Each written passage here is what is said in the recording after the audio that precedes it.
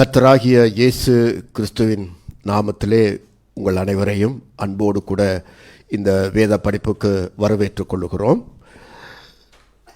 கர்த்தராகிய இயேசு கிறிஸ்துவினாலும் பிதாவாகிய தேவனாலும் உங்களுக்கு சமாதானமும் கிருபையும் பெருக கடவது என்று வாழ்த்துகிறோம். எனவே அன்பானவர்களே, இந்த நாளிலும் கூட நாம் வேதத்தை ஆராய்வதற்காக ஒருமனப்பட்டு கூடி வந்திருக்கிறோம். உங்கள் வரவு நல்வரவாக இந்த மாலை வேளை உங்களுக்கு ஒரு ஆசீர்வாதமான மாலை வேளையாக இருக்கட்டும்.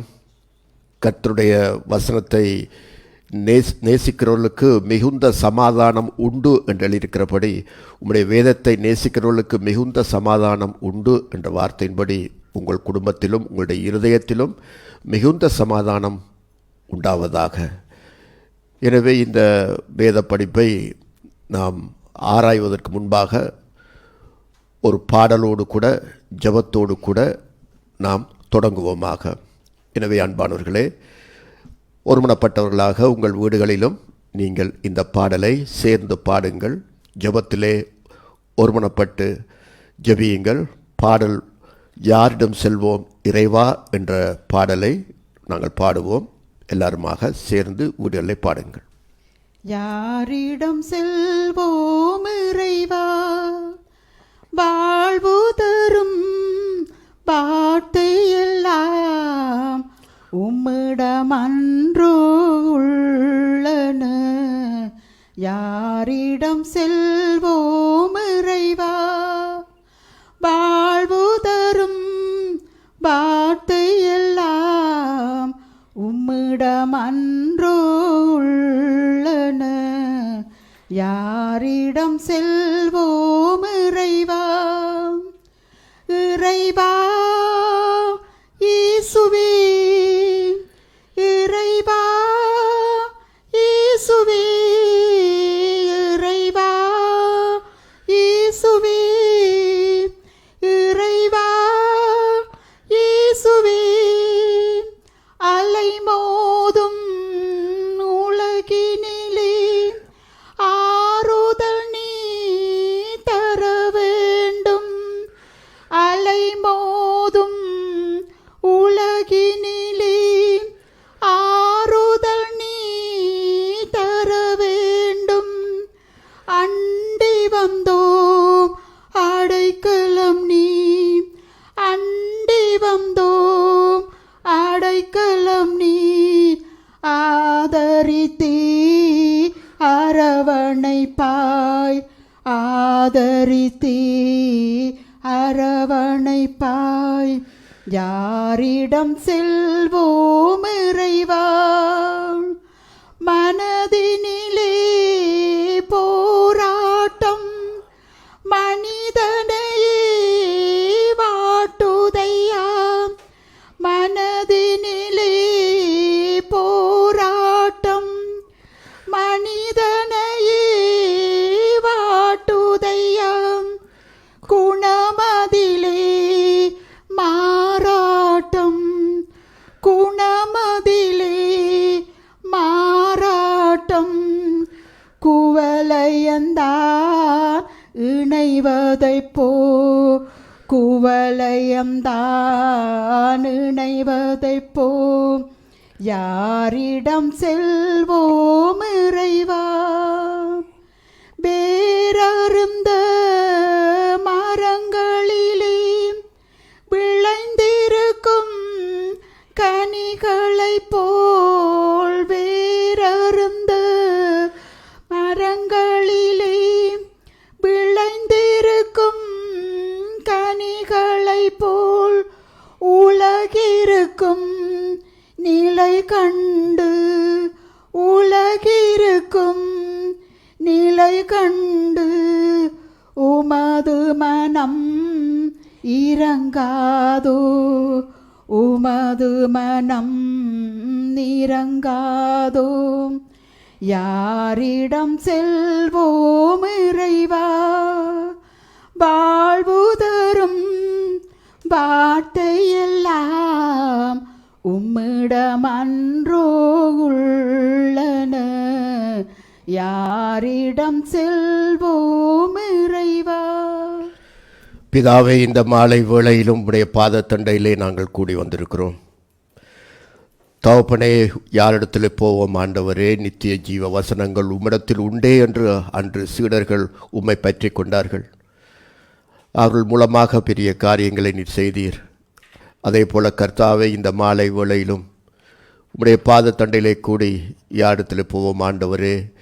நித்திய ஜீவ வசனங்கள் மட்டுமல்ல, நீரே தேவ வார்த்தையாக இந்த பூமியிலே வந்தீர், மனு உருவெடுத்தீரப்பா. இவ்வளவு காலம் எங்களுக்கு போதித்து கொண்டு வந்த கிருபையை நினைத்து நன்றி கூறுகிறோம் ஆண்டவரே. இதோ இந்த புதிய நாளிலும் எங்களை போதிக்கும்படி நாங்கள் மன்றாடுகிறோம், கெஞ்சி கேட்கிறோம். நாங்கள் அறிவிலும் ஞானத்திலும் புத்தியிலும் குறைவுள்ளவர்களப்பா. நீரே கிறிஸ்துவே எங்களுக்கு ஞானமானார் என்றபடி வேதத்தினுடைய அதிசயங்களை காணும்படியாக எங்களுடைய கண்களை திறந்தருளும். உம்முடைய வசனங்களுக்கு நாங்கள் கீழ்ப்படிய எங்களுடைய காதுகளை திறந்தருளும். எங்கள் கழுத்துகளுக்கு ஆண்டவரை விருத்த சேதனம் வையும். நாங்கள் கீழ்ப்படிந்து வாழ எங்களுக்கு உதவி செய்யும். எங்கள் ஆவிகளை ஏவி அருள்வீராக. காரியங்கள் இப்படி இருக்கிறதா என்று ஆராய்ந்து பார்க்கும் பொழுது எங்களுடைய பாவ பழக்க வழக்கங்களிலிருந்து அதிகமாக நாம் மனம் திரும்பி உம்முடைய சாயல் எங்களுக்குள்ளே உருவாகட்டும். இயேசு கிறிஸ்துவின் நாமத்திலே பிதாவே, ஆமேன். சரி அன்பானவர்களே, நாம் வேத வாக்கியங்களை ஆராய்ந்து பார்ப்போமாக. கர்த்தருடைய நாமத்துக்கே மகிமை உண்டாவதாக. Alle eer aan de naam van onze Heere. இந்த நாளிலும் நாங்கள் ஒரு தொடர் வேதாகம படிப்பை நாங்கள் படித்து கொண்டிருக்கிறோம். We zijn nu al een tijdje een doorlopende Bijbelstudie aan het behandelen. 1 பேதுரு நிருபத்திலிருந்து நாங்கள் அதை கற்றுக்கொண்டு வருகிறோம். En die studie behandelen we via de eerste brief van Petrus. அந்த வரிசையிலே இன்றைக்கு 2வது அதிகாரத்துக்குள்ளே நாங்கள் வந்திருக்கிறோம். En we zijn inmiddels al hoofdstuk 2 gepasseerd. சென்ற படிப்பு அது ஆரம்பமாகிவிட்டது. En de vorige studie zijn we daarmee begonnen. எனவே அதிலிருந்து நாங்கள் தொடர்ந்து வேத வாக்கியங்களை ஆராய்ந்து கற்றுக்கொள்வோமாக. Dus laten we dan ook het woord nog nauwkeuriger doornemen vandaag. எனவே நாம் எடுத்துக்கொள்வோம் 1 பேதுரு 2ஆம் அதிகாரம். Neem voor je 1 Petrus hoofdstuk 2. அதனுடைய நாம் சென்ற முறை அதனுடைய வசனத்தை நாங்கள் பார்ப்போம். 4வது வசனத்திலே பார்க்க போகிறோம். En we gaan nu eventjes vers 4 lezen. 3லிருந்து 4 வாசிப்போம், அது நமக்கு பொருத்தமாயிருக்கும். Vers 3 tot en met 4. 1 பேதுரு 2ஆம் அதிகாரம் 3-4 வாசிப்போம். 1 Petrus hoofdstuk 2 vers 3 en 4. நீங்கள் வளரும்படி புதிதாய் பிறந்த குழந்தைகளைப் போல திருவசனமாகிய கலங்கமில்லாத ஞானப்பாலின் மேல் வாஞ்சையாய் இருங்கள். மனுஷரால் தள்ளப்பட்டதாயினும் தேவனால் தெரிந்து கொள்ளப்பட்டதும் விலையேற பெற்றதுமாயிருக்கிற ஜீவனுள்ள கல்லாகிய அவரிடத்தில் சேர்ந்தவர்களாகிய நீங்களும் 5 வாசிப்போம். ஜீவனுள்ள கற்களைப் போல ஆவிக்கேற்ற மாளிகையாகவும் இயேசு கிறிஸ்து மூலமாய் தேவனுக்கு பிரியமான ஆவிக்கேற்ற பலிகளை செலுத்தும்படிக்கு பரிசுத்த ஆசாரிய கூட்டமாகவும் கட்டப்பட்டு வருகிறீர்கள். En verlang vurig als pasgeboren kinderen naar de zuivere melk van het woord, omdat u daardoor mag opgroeien, indien u tenminste geproefd hebt dat de Heere goedertieren is. En kom naar hem toe als naar een levende steen, die wel door de mensen verworpen is, maar bij God uitverkorene en kostbaar. Dan wordt u zelf als levende stenen gebouwd tot een geestelijk huis, tot een heilig priesterschap, om geestelijk offers te brengen, die God welgevallig zijn door Jezus Christus. அன்பானவர்களே, இந்த பகுதியிலே பேதுரு அடிகள் நீங்கள் திரு வசனத்தினாலே ஜனிப்பிக்கப்பட்டிருக்கிற படியினாலே ஞானப்பாலாகிய திருவசனத்திலே வாஞ்சையாயிருங்கள் என்று சொல்றார். Dus wees vol verlangen, zegt hij hier, omdat u tenslotte door het woord bent gered. Wees dus vol verlangen. 1ஆம் அதிகாரத்திலே நாங்கள் படித்திருந்தோம் எப்படி நீங்கள் திருவசனத்தினாலே, அதாவது கர்த்தருடைய வசனத்தினாலே அழியாத வித்தாகி அவருடைய வசனத்தினாலே நீங்கள் ஜனிப்பிக்கப்பட்டிருக்கிறீர்கள். Want tot Gods woord bent u tot leven opgewekt. அதனால நீங்க என்ன செய்யுங்க, அப்படி பிறப்பிக்கப்பட்டபடியினாலே ஞானப்பாலாகிய திருவசனத்திலே பிறந்த நீங்க அதுல வளருங்கள் என்று சொல்றார். En probeer dus ook vurig te verlangen als pasgeboren kinderen naar het zuivere melk, het woord. அது சும்மா இல்லாதபடிக்கு அது கலங்கம் இல்லாத ஞானப்பால் என்று வேத வசனத்தை பற்றி சொல்லப்படுகிறது. En hier wordt gezegd over melk daarin dat het niet gemengd is, nee, het is zuiver. அதாவது நல்ல ஆரோக்கியமான வசனம் என்று சொல்லப்படுகிறது. Een vers dat nogal gezond is.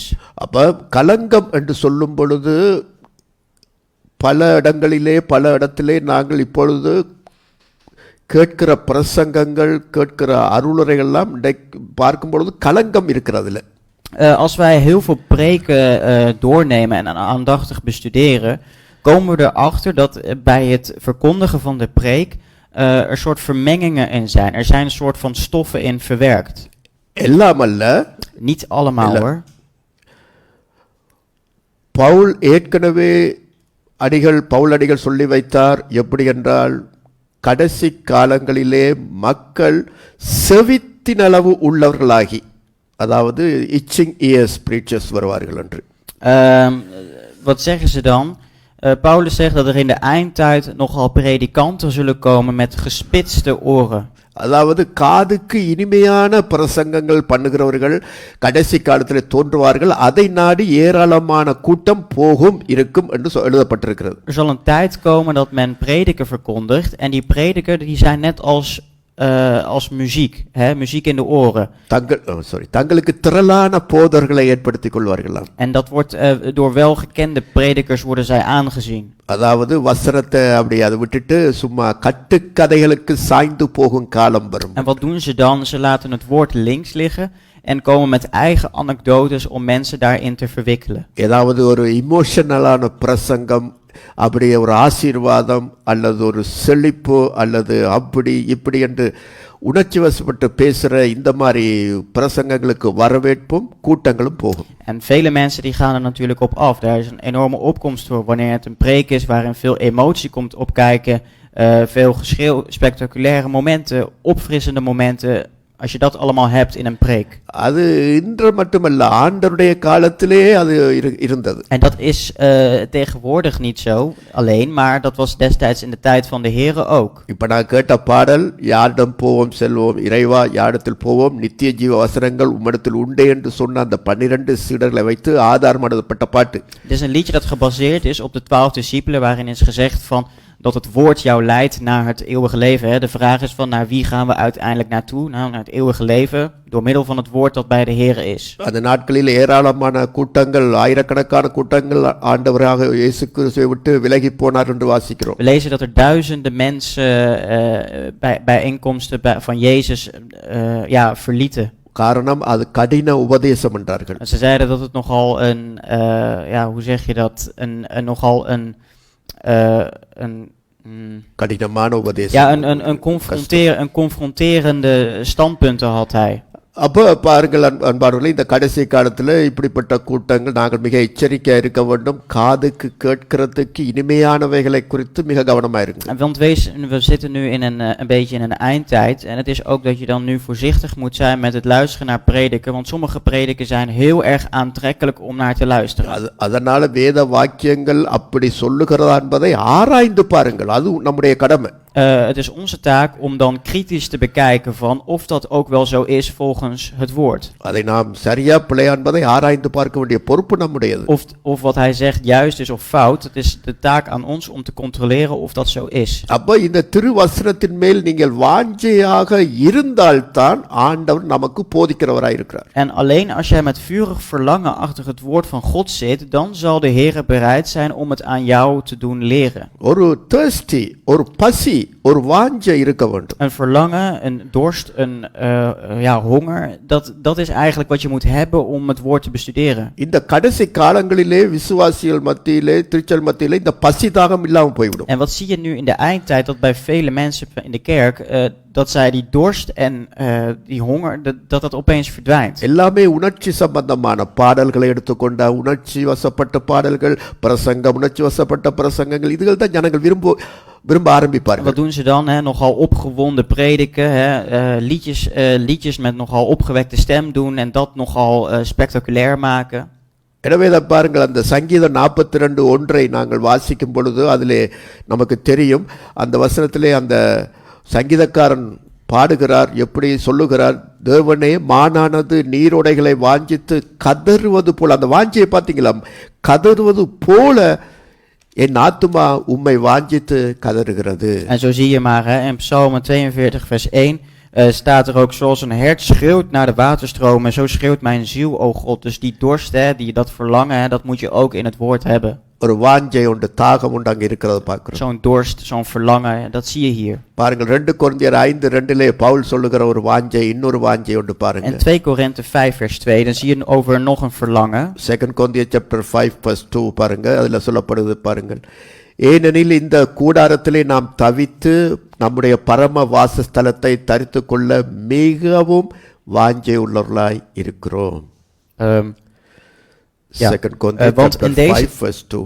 In deze tent zuchten wij ook en verlangen wij er vurig naar met onze woning die uit de hemel is overkleed te worden. பாருங்க 2 கொரிந்தியர் 5:2 பாருங்க, அதில் சொல்லப்படுகிறது, ஏனெனில் இந்த கூடாரமாகிய இந்த சரீரத்தில் நாம் தவிக்கிறோமாம், நம்முடைய பரம வாசஸ்தலத்தை, அதாவது நமக்கு அழியாத அந்த சரீரம் பரலோக வாழ்க்கையை தரித்து கொள்ள நாம் மிகவும் வாஞ்சை உள்ளவர்களாக இருக்கிறோம், தாகமாக இருக்கிறோம். Wat wordt hier gezegd van? Wij zuchten ook in deze tent, wij zuchten in dit lichaam, hè, waarin wij ons bevinden. En waarvoor wij genoodzaakt zijn, is dat wij ook verlangen hebben, namelijk naar wat in de hemel ons te wachten staat. In dit geval, naar de woning in de hemel. இந்த வாஞ்சை இருக்குதா கிறிஸ்தவர்களே, நமக்கு இருக்கா? En is die wil er wel voor christenen? அல்லது வீடு வாங்க வாஞ்சை, அல்லது பணத்தை உழைத்து வாஞ்சை, பணத்தை உழைக்க வேண்டும், அந்த நாட்டுக்கு போக வேண்டும், இங்கே ஓட வேண்டும், அந்த வாஞ்சை நமக்கு அதிகம் இருக்கிறதா, அதிகரிக்கிறதா? Of hebben wij juist in overvloed een verlangen om geld te verdienen, of verlangen in posities of om naar een ander land te kunnen emigreren? ஏன்னா இது கடைசி காலமாக இருக்கிறபடியினால அநேக பேருக்கு உலக வாழ்க்கையில் நல்லா செழிப்பாய் ஒரு வாஞ்சை ஒன்று உருவாகி அவர்கள் பின்வாங்குற காலமாக இருக்கிறது. Er is een tijd, dat is deze tijd specifiek, wat doen we dan? We raken nogal opgevist door wat hier op aarde is. En wat doen we dan? We laten alle teugels los en wijken van het pad af. அல்லது ஒன்றுமே நடக்குதில்லை, ஒன்றுமே கிடைக்குதில்லை, சும்மா வாழ்வதுன்னு பார்க்க பரலோகமாவது போய் சேர்ந்து விடலாம் என்ற அந்த மாதிரி எண்ணம் வாஞ்சை நமக்கு இருக்கிறதா? Of is het een gedachte voor ons dat we zeggen van hier op aarde valt niets voor mij te behalen.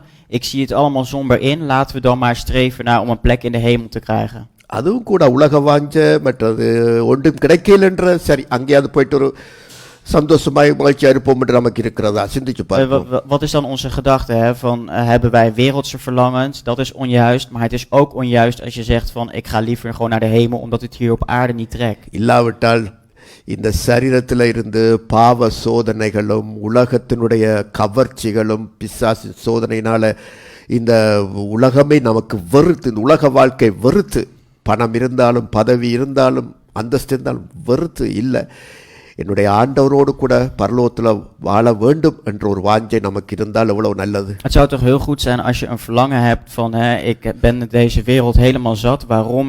Hoewel je een hoge positie hebt, veel geld hebt, je hebt er niets aan. De verdrukking van de duivel bestaat alleen maar toe. Het zou veel beter zijn om met de Here samen te kunnen wonen. பவுலுக்கு இன்னொரு வாஞ்சையும் இருந்தது. En Paulus had nog een verlangen. ரோமர் 1:11 வாசிச்சு பாருங்க.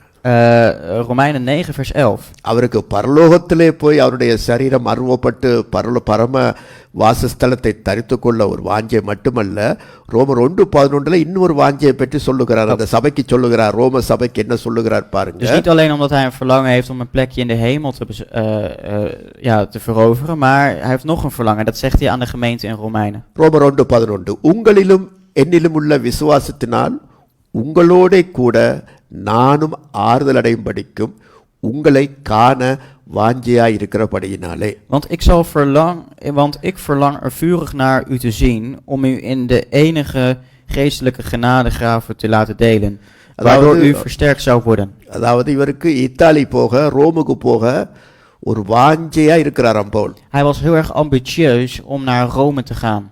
ஏன் சுத்தி அடிச்சு ஒரு ரவுண்ட் அடிச்சு அப்படி ஒரு டூர் ரவுண்ட் அடிக்கிறதுக்காகவா? Was het om even een toertje te maken? இல்ல, Nee, daarvoor niet. அங்குள்ள விசுவாசிகளை காண வாஞ்சியா இருக்கு. Maar hij was er nogal vurig naar om de geestelijke gelovigen daar te zien. இப்ப நமக்கு இந்த மாதிரி மற்ற விசுவாசிகள் சபையிலே கூடி வருகிற விசுவாசிகள் அவர்களை காண நமக்கு வாஞ்சியா இருப்போம் என்று சொன்னால் இவ்வளவு ஒரு ஆசீர்வாதம், நல்ல ஒரு வாஞ்சை பாருங்கள். Het zou toch een heel goed verlangen van ons zijn, of juist een zegening zijn, als wij ook vol verlangen zitten om andere christenen, andere mensen van de kerk te ontmoeten.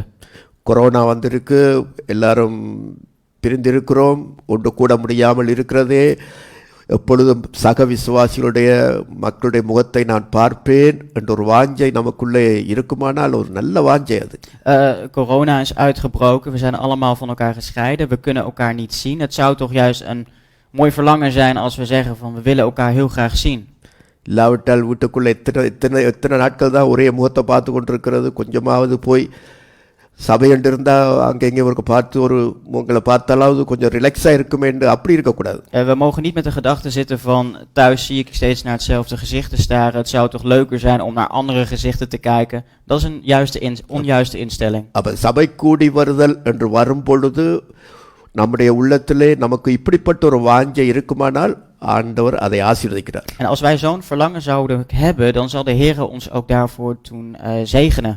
எனவே அன்பானவர்களே, எதிர்காலத்திலே சபை கூடி வருதல் நமக்கு அனுகூலமாய் வந்தால் இந்த வாஞ்சையோட ஒவ்வொரு ஞாயிறும் ஒவ்வொரு கூட்டத்துக்கும் வாருங்கள், கர்த்தர் உங்களை ஆசீர்வதிப்பார். De Heer zal jullie zegenen. Zodra de deuren ook open gaan en het is toegestaan om bijeen te komen, kom ook met die verlangens naar de kerk om elkaar zo te zien. அதில்தான் ஒன்றை நாங்கள் பார்க்கிறோம். பேதுரு சொல்லுகிறார், நீங்கள் ஞானப்பாலின் மேல் கர்த்தருடைய வசனத்தின் மேல் வாஞ்சையாயிருங்கள். En wat staat hiervan? En verlang vurig als pasgeboren kinderen naar de zuivere melk van het woord, opdat u daardoor mag opgroeien. Dus வேத வாக்கியம் வேத வாக்கியம் சொல்லுகிறது, தாகமுள்ளவன் மேல் தண்ணீரை ஊற்றுவேன் என்று. het woord zegt zelf van zij die dorst hebben zal ik mijn water doen sproeien. தவணமுள்ள ஆத்மாவை கர்த்தர் திருப்தியாக்குகிறாராம். En de ontevreden zielen zal hij tevreden stellen. பசி தாகம் உள்ளவர்களா, அது தவணம் என்றா பசி தாகம்.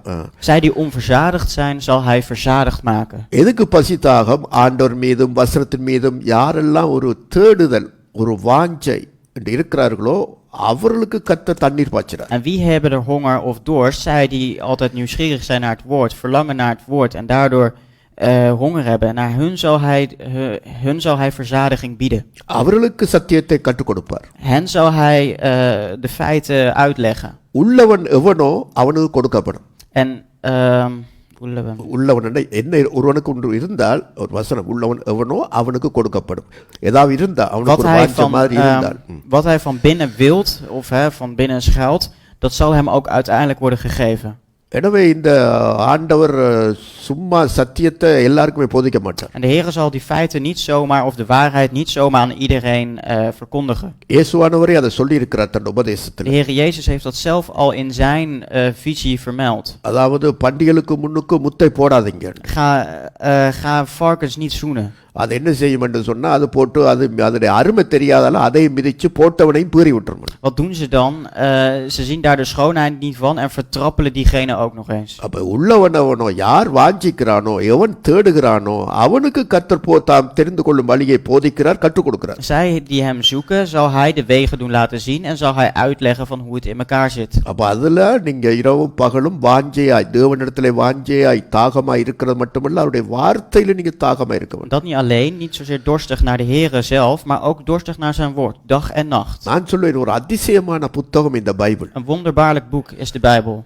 அதை ஒவ்வொரு முறையும் வாசிக்கும் பொழுது புதிய புதிய காரியங்கள் தென்படுது எனக்கு. Iedere keer dat ik het doorlees, komen er nieuwe dingen in mij op en leer ik er weer van. அதாவது மற்ற உலகத்தில் இருக்கிற மற்ற புத்தகங்கள் எல்லாம் போர் அடிக்கும். ஒருக்கா ரெண்டு தரம் வாசிச்சா போர் அடிக்கும். Andere boeken die in de wereld zijn geschreven, die bij de tweede keer er lezen van, dan is het saai. ஆனா பைபிள் மட்டும்தான் போர் அடிக்காமல் இன்றைக்கும் அது ஒரு அற்புத புத்தகமாக, ஒரு அதிசய புத்தகமாக அது இருக்கிறது. De Bijbel zelf brengt nooit verveling op en wordt gezien als een wonderbaarlijk boek. காரணம் ஆண்டவர் இயேசு கிறிஸ்து அதிசயமானவர். Waarom? Omdat Jezus Christus wonderbaarlijk is. எனவே பைபிளும் அதிசயமான புத்தகம். Dus is de Bijbel ook een wonderbaarlijk boek. பாருங்கள் அன்பார்களே, தாங்கள் தொடர்ந்து அந்த 4ஆம் வசனத்தை வாசிக்கும் பொழுது, Als we vers 4 doorlezen, 1 பேதுரு 2:4 எடுத்து வாசிக்கும் பொழுது 1 Petrus hoofdstuk 2 en daarvan vers 4. இங்கே ஒரு காரியத்தை நாம் படிக்க போகிறோம். Hier gaan we iets leren. மனுஷரால் தள்ளப்பட்டதாயினும் தேவனால் தெரிந்து கொள்ளப்பட்டதும் விலையேற பெற்றதுமாயிருக்கிற ஜீவனுள்ள கல்லாகிய அவரிடத்தில் சேர்ந்தவர்களாகிய நீங்களும் ஜீவனுள்ள கற்களைப் போல ஆவிக்கேற்ற மாளிகையாகவும் இயேசு கிறிஸ்து மூலமாய் தேவனுக்கு பிரியமான ஆவிக்கேற்ற பணிகளை செலுத்தும்படிக்கு பரிசுத்த ஆசாரிய கூட்டமாகவும் கட்டப்பட்டு வருகிறீர்கள். En kom naar hem toe als naar een levende steen die wel door de mensen verworpen is, maar bij God uitverkoren en kostbaar. Dan wordt u ook zelf als levende stenen gebouwd tot een geestelijk huis, tot een heilig priesterschap om geestelijke offers te brengen die God welgevallig zijn door Jezus Christus. பாருங்க, 4ஆம் வசனத்தை கொஞ்சம் கவனமா பாருங்க. En lees vers 4 nou eens even aandachtig door. மனுஷரால் தள்ளப்பட்ட கல். Dus de steen die door de mens verworpen is. மனுஷர் தங்களுக்கு வேண்டாம் என்று சொல்லி தூக்கி எறிந்த கல். Dus de mensen die die steen hebben geworpen waarvan ze zeiden van die hoeven we niet. ஆனால் அதுதான் தேவனால் தெரிந்து கொள்ளப்பட்ட ஜீவனுள்ள கல், living stone. Maar door God wordt hij uitverkoren en wordt hij als levende steen gezien. Rejected stone, தேவை இல்லை என்று எறிந்த கல். De steen die gegooid is, de afgewezen steen. யார் அந்த தேவை வேண்டாம் என்று தூக்கி எறியப்பட்ட கல் யாரு? En wie is de steen waarvan men zegt van die willen we niet? நம்முடைய ஆண்டவராய் இயேசு கிறிஸ்துதான். Onze Heere Jezus Christus. சிலுவையிலே போய் அறைந்தார்கள், இவர் வேண்டாம், எங்களுக்கு பரபாசை விடுதலையாக்குங்கள் இவருடைய இடத்தில் என்று சொல்லி, இவர் எங்களுக்கு தேவையில்லை, இவரை சிலுவையில் அறையுங்கள் என்று சொல்லி அறைந்தார்கள், அவரை தள்ளினார்கள். Wat deden zij? Ze verworpen hem. Ze zeiden bij zijn arrestatie van we willen Barabbas, we willen hem niet, kruisig hem. Ze hebben hem daarmee afgewezen. யோவான் 1:12 சொல்லுகிறது, அவர் தமக்கு சொந்தமானதிலே வந்தார், சொந்தமானவர்களோ அவரை ஏற்றுக்கொள்ளவில்லை. Hij kwam als bezit naar zijn eigenaar toe, maar de eigenaars hebben hem afgewezen.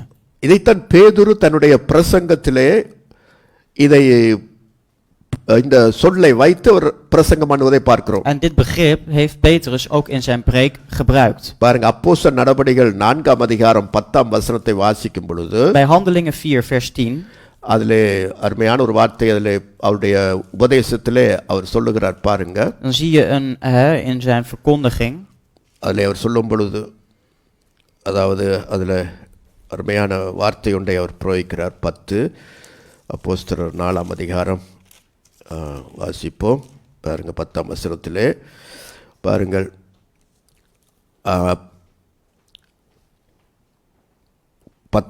உங்களால் சிலுவையில் அறையப்பட்டவரும் தேவனால் மரித்தோரிலிருந்து எழுப்பப்பட்டவருமாய் இருக்கிற நசரேயனாகிய இயேசு கிறிஸ்துவின் நாமத்தினாலேயே இவன் உங்களுக்கு முன்பாக சொஸ்தமாய் நிற்கிறான் என்று உங்கள் எல்லாருக்கும், இஸ்ரவேல் ஜனங்கள் எல்லாருக்கும் தெரிந்திருக்க கடவது. 11ஆம் வசனம், வீடு கட்டுறவர்களாகிய உங்களால் அற்பமாய் எண்ணப்பட்ட அவரே மூளைக்கு தலைக்கல்லானவர். அவராலே அன்றி வேறொருவராலும் ரட்சிப்பு இல்லை. நாம் ரட்சிக்கப்படும்படிக்கு வானத்தின் கீழெங்கும் மனுஷருக்குள்ளே அவருடைய நாமமே அல்லாமல் வேறொரு நாமமும் கட்டளையிடப்படவும் இல்லை என்றார். Vers 10 tot en met 12. Laat het dan bij u allen en bij heel het volk Israël bekend zijn dat door de naam van Jezus Christus, de Nazarener, die u gekruisigd hebt, maar die God uit de doden opgewekt heeft, dat door hem deze man hier gezond voor u staat. Deze Jezus is de steen die door u, de bouwers, veracht werd, maar die de hoeksteen geworden is. En de zaligheid is in geen ander, want er is onder de hemel geen andere naam onder de mensen gegeven, waardoor wij zalig moeten worden. 11ஆம் வசனத்தில் பாருங்க, வீடு கட்டுறவர்களாகிய உங்களால் அற்பமாய் எண்ணப்பட்ட அவரே மூளைக்கு தலைக்கல்லானார். Dus deze Jezus is de steen die door u, de bouwers, veracht werd, maar die de hoeksteen geworden is. இந்த வசனத்தை நாம் சிந்திப்போம். வீடு கட்டுறவர் என்றால் யாரு? வீடு என்றால் என்ன? Waar hebben we het dan over als we praten over huisbouwers en een huis? யார் வீட்டை கட்டுகிறவர்கள்? Wie bouwt een huis? வீடு என்று எதை குறிப்பிடப்படுகிறது? Waar staat huis voor symbool? இதை இந்த நாளில் கொஞ்சம் பார்ப்போம். Laten we dat eens even doornemen. ஆண்டவராக இயேசு கிறிஸ்து இந்த பூமியிலே வாழ்ந்த பொழுது, ஊழியம் செய்த பொழுது, அவர் பல வகையான சொற்களையும் காரியங்களையும் பூமியிலே செய்திருக்கிறார். Toen Christus hier op aarde was en zijn bediening deed, heeft hij verschillende daden verricht, verschillende verschijnselen getoond. மத்தேயு சுவிசேஷத்தில் இதை கொஞ்சம் அழகாக விரிவாக பார்க்கக்கூடியதாக இருக்கிறது. En in het evangelie volgens Matthäus wordt het fraai vermeld. மத்தேயு சுவிசேஷத்தை நீங்கள் பார்ப்பீங்கன்னு சொன்னால் ஒரு அவுட்லைன் நான் சொல்கிறேன் உங்களுக்கு. En ik zal daarvan een korte, beknopte samenvatting van geven. ஆண்டவராக இயேசு கிறிஸ்துடைய ஊழியத்தை 3 வகையாக அங்கே பிரிக்கலாம். Je kunt de bediening van Christus in drie delen. மத்தேயு சுவிசேஷம் அதாவது 4ஆம் அதிகாரம், அதாவது 1ஆம் அதிகாரத்திலிருந்து 4ஆம் அதிகாரம் 11ஆம் வசனம் வரைக்கும். Van Matthäus 1 tot en met hoofdstuk 4 vers 11. அதாவது 1ஆம் அதிகாரத்திலிருந்து அதிகாரம் 4:11 வரைக்கும். Ja, dus van Matthäus hoofdstuk 1 tot en met hoofdstuk 4 vers 11. அவர் யூதேயாவில் ஊழியம் செய்த ஒரு பகுதி ஒன்று அங்கே இருக்கு. Er is een stuk waarin hij zijn bediening verrichtte in Judea. யோவான் ஸ்நானகன் காவலில் வைக்கப்பட்டான் என்று கேள்விப்பட்டவுடனே, Zodra hij hoorde van dat Johannes de Doper in de gevangenis was gegooid, 12ஆம் வசனத்தில் அவர் யூதேயா விட்டு கலிலேயாவுக்கு போயிட்டார். staat in vers 12 dat hij Judea verliet en naar Galilea ging. 4ஆம் அதிகாரம் 12ஆம் வசனத்திலிருந்து 18ஆம் அதிகாரம் வரைக்கும் அவர் கலிலேயாவில் ஊழியம் செய்தார். Van hoofdstuk 4 vers 12 tot en met hoofdstuk 18 zien we dat hij zijn bediening voortzette in Galilea. பிறகு மத்தேயு 19ஆம் அதிகாரம் முதல் வசனத்திலே வாசிக்கிறோம், அவர் யூதேயாவின் எல்லைகளுக்குள் வந்தார் என்று. En in hoofdstuk 19 vers 1 lezen we weer dat hij de landen van Judea weer binnentrad. பிற 19ஆம் அதிகாரத்திலிருந்து 28ஆம் அதிகாரம் நீங்க பார்ப்பீர்கள் என்றால் அதிலே ஆண்டவருடைய அடக்கம், மரணம், சிலுவை மரணம், அடக்கம், உயிர்த்தெழுதல் இதெல்லாம் அங்கே இருக்கிறது. En dan lezen we dat daar allemaal zijn dood, zijn kruisiging tot 28 dat allemaal daar plaatsvond. இந்த 3 பகுதிகளுக்குள்ள பல சின்ன சின்ன பிரிவுகள் இருக்கு. En in deze 3 verschillende stukken zitten enigszins verschillen in. முதல் யூதேயா, பிற கலிலேயா, பிற யூதேயா கடைசி. En dus eerst in Judea, dan in Galilea en dan weer terug in Judea. மத்தேயு 5, 6, 7 அதிகாரங்களை வாசித்து பார்த்தால் அது அவருடைய உபதேசங்கள் இருக்கு, மலைப்பிரசங்கம். In hoofdstuk 5, 6 en 7 lezen we zijn verkondiging, zijn visie. பிரசங்கம், உபதேசம். Zijn bergpreken, zijn onderwijzing.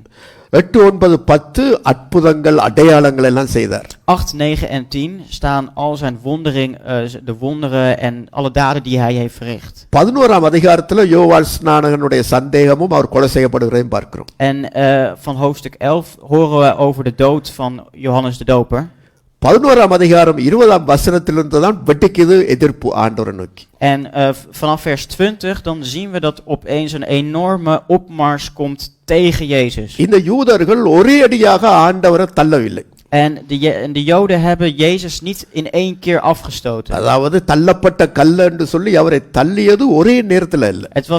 Hij werd niet de verworpen steen door hem in één keer af te wijzen. அது ஸ்டெப் பை ஸ்டெப் படிப்படியாகத்தான் அந்த எதிர்ப்புகளும் கசப்பும் வளர்ந்து இவரை அப்படியே தள்ளினார்கள். Stapsgewijs nam de tegenslag steeds toe en werd men steeds tegen hem en werd hij afgewezen. முதலாவது வெடிப்பு தொடங்கினது எப்போ என்றால் 11ஆம் அதிகாரம் 20லிருந்து 24 வாசிக்கும் பொழுது முதலாவது அவருக்கு எதிர்ப்பு உண்டானது யூதர்களால். Waar als eerste de bom ontplofte was eigenlijk in hoofdstuk 11 en dan vers 20 tot 24. Dan zien we dat stapsgewijs er steeds meer mensen tegen hem அதில் நீங்கள் வாசித்து பார்ப்பீர்கள், அவர் பண்ணின உபதேசம், பிரசங்கம், அற்புதங்களை கண்டு இந்த ஜனங்கள் மனம் திரும்பவில்லை. En de mensen die kwamen niet in één keer door al zijn prediken en door zijn visie die hij aan de mensen verkondigde. அவர்கள் மனம் திரும்பாதை பார்த்துத்தான் பெத்சாய்டாவே உனக்கு ஐயோ, கப்பர்நகூமே உனக்கு ஐயோ என்றெல்லாம் அப்படியே அவர் ஆண்டவர் கடிந்து கொள்ளுகிறதை நாங்கள் En பார்க்கிறோம். we zien dat de Heer hen ook waarschuwt van, o wee Capernaum, o wee Bethsaida,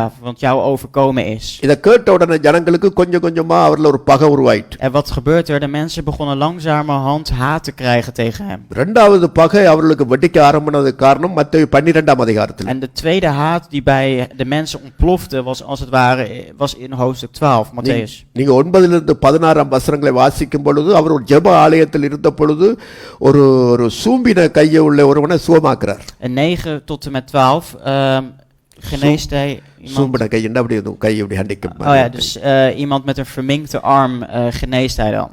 அப்பொழுது ஆண்டவர் கேட்டார், உங்களிலே ஒருவன் ஓய்வு நாளிலே ஆடு ஒன்று குழியில விழுந்திருந்தா தூக்கி விடாமல் இருப்பான் உண்டு. En toen vroeg hij van, als iemand van jullie op de Sabbatsdag een lam of een schaap laat vallen in de put, zou je dat dan daar laten liggen of niet eruit halen? எனவே நான் ஓய்வு நாளில் இவனை சுகமாக்குறது எந்த விதத்தில் அது பிள்ளைன்னு சொல்லி போட்டு இந்த கையை நீட்டண்டார், அவன் சுகமாயிட்டான். En wat deed hij dan? Dus op wat voor manier zou dat dan fout zijn om op je vrije dag iemand genezing aan te bieden? Zei hij van, geef je arm en hij genas het. உடனே பார்த்தார்கள், ஓய்வு நாளில் இவர் சுகப்படுத்தி ஒரு அற்புதம் செய்துட்டார் என்று பார்த்த பொழுது 14லிருந்து 16ஆம் வசனங்களை வாசிக்கும் பொழுது அவரை கொலை செய்ய வகை தேடினார். En wat deed men toen? Toen ze zagen dat hij op de Sabbatsdag een wonder verrichtte, een werk verrichtte, zocht men manieren om hem te doden. இரண்டாவது பகை வெடிக்குது அவருக்கு. Dus de tweede haat die ontstaat hier.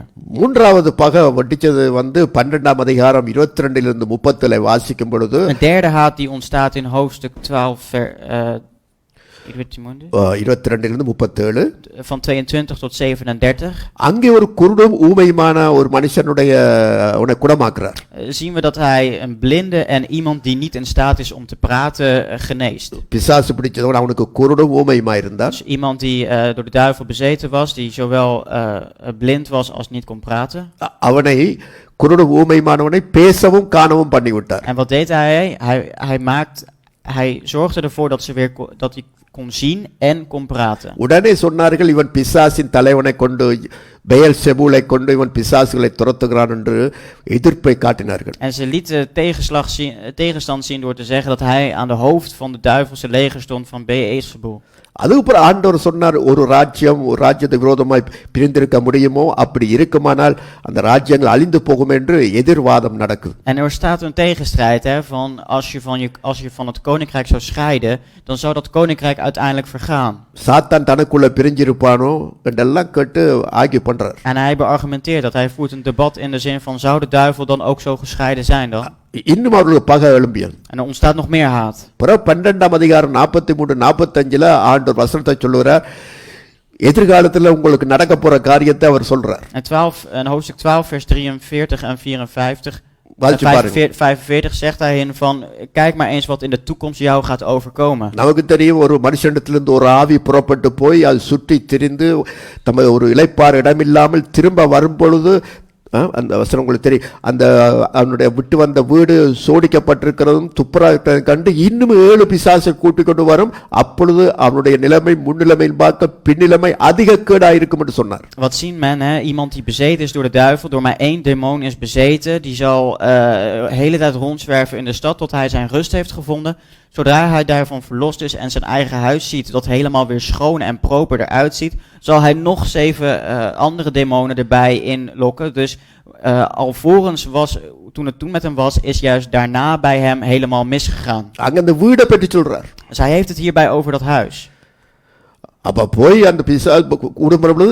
அவனுடைய வீடு மிக மிக மோசமாக இருக்கும் என்று மறைமுகமாக எச்சரிக்கிறார். உங்களுக்கு வருங்காலத்தில் உங்களுடைய தேசத்துக்கும் உங்களுடைய இனத்துக்கும் நடக்க போற காரியத்தை. Iets wat met jullie volkeren, met jullie naties zal overkomen. Jullie huis zou er nu zo bij staan, maar na het proces zal het nog slechter eruit zien. இப்படி அவர் பேசிக்கொண்டு அவர்களுக்கு சொல்லிக் கொண்டிருக்க ஒரு பக்கம் எதிர்ப்பு கிளம்புகிறது.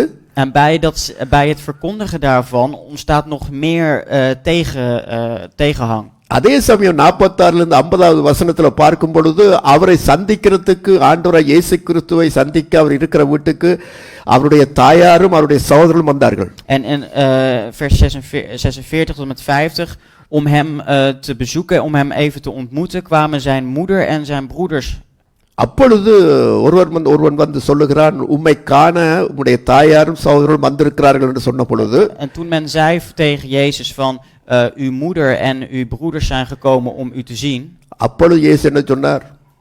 Wat zei Jezus toen? யார் எனக்கு தாய், யார் எனக்கு சகோதரர்கள் என்று சொல்லி சீடர்களுக்கு நேராக கையை நீட்டி, தேவ சித்தத்தின்படி செய்கிற இவர்கள் தான் எனக்கு தாயும் சகோதரருமாய் இருக்கிறார்கள் என்று அந்த வார்த்தையை சொன்னார். Hij zei van, wie vormen mijn moeder en wie vormen mijn broers? Hij wees naar zijn discipelen van, zij die vol verlangen zitten naar Gods woord, naar God voortdurend verlangen hebben, zij zijn mijn moeder en mijn broers. அந்த வார்த்தையோடு தன்னுடைய சரீர உறவை முறிச்சு கொள்றார். En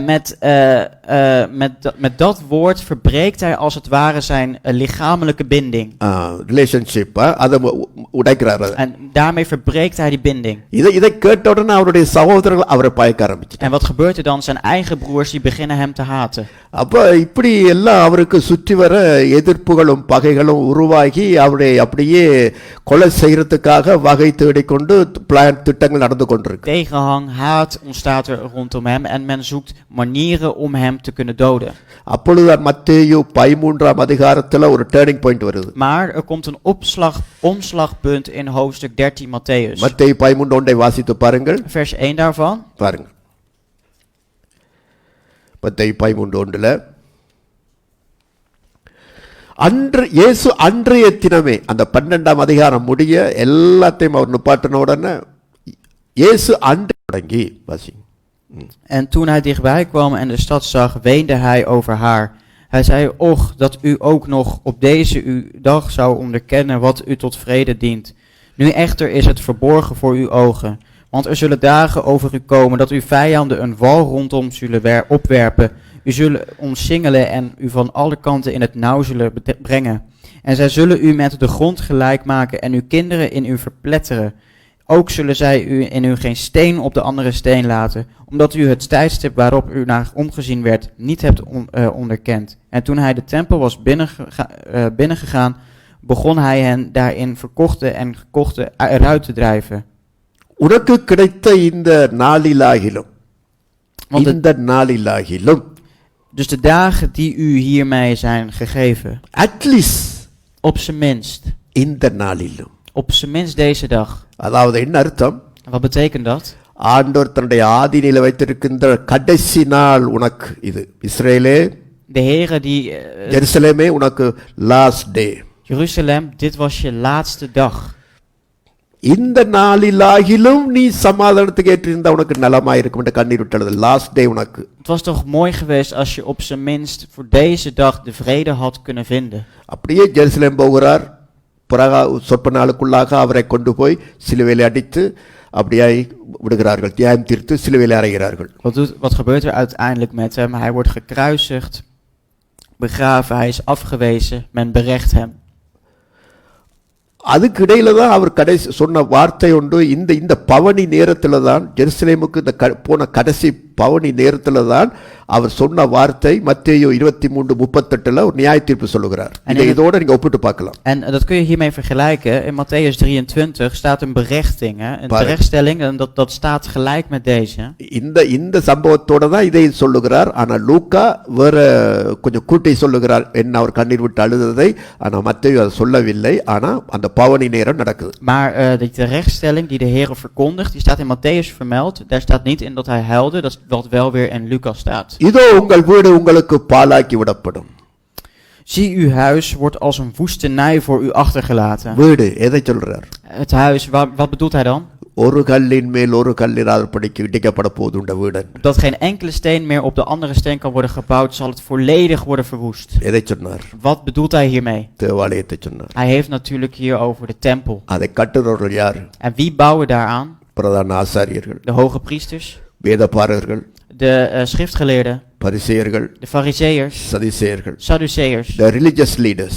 de religieuze leiders. இவர்கள் தான் இயேசு கிறிஸ்துவை நியாயம் தீர்த்து பிலாத்துவிடத்தில் போய் அவரை மறுதலித்து அவரை தள்ளி இவர் வேண்டாம் பரபாசி விடுதலை செய்ய சிலுவையிலே அறைந்த மக்கள். இவர்களோடு சேர்ந்த கூட்டம்தான் மற்ற இஸ்ரேல் மக்களும். En zij waren het, hè, die hem naar Pilatus brachten, hem ontkenden, weigerden, hem aanklaagden voor dit en hem aan het kruis hebben geslagen en hem hem de consequenties laten ervaren. En alle mensen die aan hun kant stonden, waren dus betrokken met de kruisiging van Jezus en met de afwijzing. யா இதைத்தான் பாருங்கள் எபிரேயர் நிருபத்திலே அழகாக சொல்லும் பொழுது மூன்றாம் அதிகாரம் எபிரேயர் 3ஆம் அதிகாரம் 2ஆம் வசனத்திலே In Hebreeën hoofdstuk 3 vers 2 staat, அதாவது மோசே குறித்து எபிரேயர் நிருபத்திலே ஒரு சாட்சியான ஒரு வசனத்தை நீங்க வாசித்து பாருங்கள். een getuige als het ware. மோசே தேவனுடைய வீட்டில் எங்கும் உண்மை உள்ளவனாய் இருந்தது போல இவரும் தம்மை ஏற்படுத்தினவருக்கு உண்மை உள்ளவராய் இருக்கிறார். Hij is getrouw aan God die hem aangesteld heeft, zoals ook Mozes trouw was in heel zijn huis. மோசே தன்னுடைய தேவனுடைய வீடு சொல்லும் பொழுது தேவனுடைய ஆலயம் தேவனுடைய காரியங்கள் மக்கள் எல்லாத்திலும் உண்மை உள்ளவனாய் இருந்தார். En Mozes was ook iemand die trouw was, op het gebied van zijn huis, overal. ஆனால் இவரும் தம்மை ஏற்படுத்தினவருக்கு உண்மை உள்ளவராய் இருக்கிறார். En hier staat dan, hij is getrouw aan God die hem aangesteld heeft. ஆண்டவர் இயேசு கிறிஸ்துவின் பிதாவாகிய தேவனுக்கு உண்மை உள்ளவராகவே அவர் இருந்தார். Christus was getrouw aan zijn vader God. அவர் அந்த வீட்டிலே ஒரு உண்மை உள்ளவராய் இருந்தார். Hij was getrouw in zijn huis. ஆனால் அவருடைய வீட்டார்கள் அவர் என்ன செய்தார்கள்? Maar zijn huisgenoten, wat hebben ze met hem gedaan? அவரை புறம்பே தள்ளினார்கள். Ze hebben hem afgestoten. தள்ளப்பட்டார். Hij is afgewezen. 118 சங்கீதம் 2ஆம் வசனம் இதைத்தான் சொல்லுகிறது. En 118 2ஆம் வசனம். vers 2 in Psalmen நாங்க அடிக்கடி பாடுற வசனம். is een psalm dat we regelmatig zingen. வாசிச்சு பாருங்கள் 118:2. Lees het even, Psalm 118:2. நாங்க அடிக்கடி சொல்லு பாருங்கள். அதாவது இந்த வசனம் நீங்க பாருங்க, அதாவது போட்டு பாருங்கள். இந்த தள்ளப்பட்ட கல் இதோ சீயோனிலே வைக்கிறேன் என்ற வசனத்தை போடுங்க. 118ஆம் சங்கீதத்தில் 12ஆம் வசனமா பாருங்க. முதல் வசனத்திலிருந்து சங்கீதம் 118 இதோ வாசி. சங்கீதம் 118 இதோ இந்நாளிலே கர்த்தர் நமக்கு இந்த இருக்கு 22 இல்லை 22 வாசிங்க. வீடு கட்டுறவர்கள் மன்னிக்க 22 vers 22. வீடு கட்டுறவர்கள் ஆகாதென்று தள்ளின கல்லே மூளைக்கு தலைக்கல்லாயிற்று. De steen die de bouwers verworpen hadden, is tot een hoeksteen geworden. இது எங்கள் கண்களுக்கு ஆச்சரியமா இருக்கிறது. En dit is voor hun een verbazing. அப்ப அந்த மாதிரியாக வீடு கட்டுறவர்கள் யாரு? இந்த ரிலிஜியஸ், இந்த மத தலைவர்கள். வீடு அதாவது ஜெருசலேம் ஆலயம், அதைத்தான் அவர்கள் தங்களுடைய மதத்தை காத்து கொண்டு வந்தார்கள். இவர்கள் இயேசுவை சிலுவையிலே அறைந்து புறம்பே தள்ளினார்கள். Wie zijn die bouwers van het huis? Dat waren dus die fariseeërs, die hoge priesters, die religieuze mensen. Om hun geloof te beschermen, te behoeden, hebben ze een tempel gebouwd. Maar wat hebben ze gedaan? Ze hebben Jezus afgewezen, die uiteindelijk de hoeksteen bleek voor hun tempel. எனவே தான் இந்த ஆண்டவர் இந்த காரியத்தை எல்லாம் சொல்லி இப்படியாக நியாய தீர்ப்பு கொடுத்தார். உன் வீடு உனக்கு பாழாக்கி விடப்படும். En wat zei hij uiteindelijk? Dat je eigen huis zelf te pletter zal slaan. அதன் பிறகு அவர் நமக்கு தெரியும், அவர் சாலமோன் மண்டபத்திலே உலாவிக் கொண்டிருந்த பொழுது சீடர்கள் வந்து சொல்லுகிறார்கள், சாலமோன் மண்டபத்தை தேவாலயத்தை சுற்றி இருக்கிற அந்த ஆலயத்தை எல்லாம் பார்த்து சொன்னார்கள், பார்த்தீர்களா எவ்வளவு அழகாக கட்டப்பட்டிருக்கிறது என்பதை, தேவாலயத்தின் அழகை காண்பிக்க வந்தார்கள் சீடர்கள் என்று வாசிக்கிறோம். En we zien we ook dat er wordt verwezen naar de tempel van Salomo en gezegd van kijk hoe mooi het is en om dat te bezichtigen, hoe mooi dat is. Daarvoor zijn de discipelen geroepen. அப்பொழுது ஆண்டவர் சொன்னார், இதெல்லாம் நீங்க பார்க்கிறீர்களே, De Heer zei van, jullie zien dit allemaal wel. இதுல ஒரு கல்லின் மேல் ஒரு கல்லு இராதபடிக்கு இடிக்கப்பட்டு போகும் காலம் வரும். Maar er zal een tijd komen dat dit allemaal wordt verwoest en dat geen enkele steen meer op de andere steen weer kan worden gezet. உங்கள் வீடு உங்களுக்கு பாழாக்கி விடப்படும். En dat huis zal voor jullie zelf doen, je vernietiging worden. காரணம், வீடு கட்டுறவர்கள் இந்த ஆண்டவராய் இயேசு கிறிஸ்துவை சீயோனிலே வைக்கப்படுற இந்த கல்லை என்ன செய்தார்கள்? தள்ளிவிட்டார்கள். Want die hoge priesters, die bouwers van het huis, zij hebben Christus, de steen, afgewezen. அதைத்தான் மற்ற ஒலிவ மலையிலே ஆண்டவர் இருந்த பொழுது சீடர் வந்து கேட்கிறார்கள், உம்முடைய வருகைக்கும் இந்த இது எப்பொழுது சம்பவிக்கும், உம்முடைய வருகைக்கும் இந்த உலகத்தின் முடிவுக்கும் அடையாளம் என்ன என்று கேட்கிறார்கள். Vroegen ze ook van, wat zijn dan de tekenen van uw terugkomst en van het einde van de wereld? Wat zijn die tekenen dan? அப்பொழுது ஆண்டவர் சில அடையாளங்களை சொல்கிறார், இதெல்லாம் நடக்கும் பொழுது கவனமா இருங்க. De Heer zei van dit soort tekenen, wees daar voorzichtig mee, wees je ervan bewust. நாம் அதுக்கு போக தேவையில்லை. daar hoeven we niet naar af te dwalen. இப்ப இந்த தள்ளப்பட்ட கல்லு மூளைக்கு தலைக்கல்லாயிற்று என்று சொல்லும் பொழுது அதுல மூளைக்கு தலைக்கல்லாயிற்று தள்ளப்பட்ட கல். Maar als we het hebben over de afgewezen steen, is uiteindelijk een hoeksteen geworden. Building கட்டுறவர்கள், அதாவது வீடு கட்டுறவர்கள் அல்லது ஒரு கட்டடம் கட்டுறவர்கள், Voor iemand die een huis bouwt, voor bouwers, ரெண்டு சிவரை இணைக்க போறார்கள் என்று சொன்ன ரெண்டு சிவத்தை இணைத்து ஒரு ஒரு கட்டடம் கட்ட வேண்டுமானால் als men twee muren wilt kruisen als het ware, met twee muren aan elkaar wil vastmaken, அப்பொழுது அந்த கோனர், அதாவது இந்த மூலவரம், அந்த கட்டின ஒட்டுற அந்த ரெண்டு சிவர் சேர்ற இடத்துல அது கீழே ஒரு நல்ல பாரமான நல்ல அஸ்திவாரமான ஒரு ஒரு உறுதியான கல் வைப்பார்கள். அதுல அது வச்சுதான் அப்படி கட்டுவார்கள். அது leggen ze daar, vestigen ze daar om op een goede basis te hebben, ja, als het ware een hoeksteen. Een steen dat zeg maar die twee muren kan verdragen, kan verbinden. அதுதான் அந்த மூளைக்கல். En daarvoor staat hoeksteen. ரெண்டு சிவர் இணைய போகுது அப்படி. Want twee muren die gaan nu een hoek met elkaar vormen. அதை தாங்கி நிற்கிற அந்த கல்லு நல்ல பெரிய கல்லா இருக்கும், நல்ல அது நல்ல ஒரு ஒரு என்ன சொல்றது, அது நல்ல நல்ல கல்லா இருக்கும், அது உறுதியான கல்லா இருக்கும். Kan een goed steen zijn, kan een zeer krachtig steen zijn, hè? எனவேதான் யூதர் அல்லாதவர்கள் புறஜாதி எல்லாரையும் இணைச்சு எல்லாம் ஒரே சரீரமா கொண்டு வரார் ஆண்டவர். Wat doet de Heer? Je hebt de Joden en je hebt de niet-Joden. En wat doet hij? Hij verenigt hen samen en biedt hen allebei de redding. எனவே எல்லாரும் ஒரே இதுல கொண்டு வந்து அவர் இணைக்கிறவராக இருக்கிறபடியால் மூளைக்கு தலை, இவங்க வேணாம் என்ற அந்த கல்லுதான் இப்ப மூளைக்கு தலைக்கல்லாயிற்று. Die steen die jullie hebben afgewezen, waarvan jullie zeiden van die hoeven we niet, dat is dus de hoeksteen. இதை பவுல் அழகாக சொல்லுகிறார் பாருங்கள். Dit zegt Paulus heel fraai. எபேசியருக்கு எழுதின நிருபம் 2ஆம் அதிகாரம், In de brief aan de Efeziërs, hoofdstuk 2, அதுல 20ஆம் வசனத்திலிருந்து வாசிப்போம். van vers 20. எபேசியர் 2ஆம் அதிகாரம் 20லிருந்து வாசிப்போம். பாருங்கள். அப்போஸ்தலர்கள் தீர்க்கதரிசிகள் என்பவருடைய அஸ்திபாரத்தின் மேல் கட்டப்பட்டவர்களுமாய் இருக்கிறீர்கள், அதற்கு இயேசு கிறிஸ்து தாமே மூளைக்கல்லாய் இருக்கிறார். Gebouwd op het fundament van de apostelen en profeten, waarvan Jezus Christus zelf de hoeksteen is. அவர் மேல் மாளிகை முழுவதும் இசைவாய் இணைக்கப்பட்டு கர்த்தருக்குள் பரிசுத்த ஆலயமாக எழும்புகிறது. En op wie het hele gebouw goed samengevoegd vereist tot een heilige tempel in de Here. அவர் மேல் நீங்களும் ஆவியினாலே தேவனுடைய வாசஸ்தலமாக கூட்டி கட்டப்பட்டு வருகிறீர்கள். Op wie ook u mede gebouwd wordt tot een woning van God in de geest. இதைத்தான் பவுல் சொல்றார். இயேசு கிறிஸ்து மூளைக்கு தலைக்கல்லாய் இருக்கிறார். Dus de Heer Jezus Christus, die staat symbool voor een hoeksteen.